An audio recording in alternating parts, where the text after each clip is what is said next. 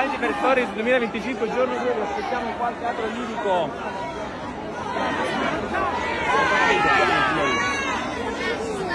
Avete visto? Stiamo guardando le cose belle finiscono e anche questo diciamo mi fai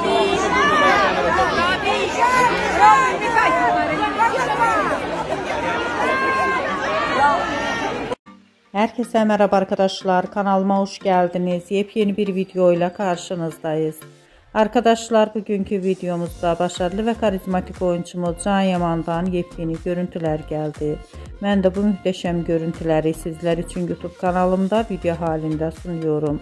Umarım beğenirsiniz.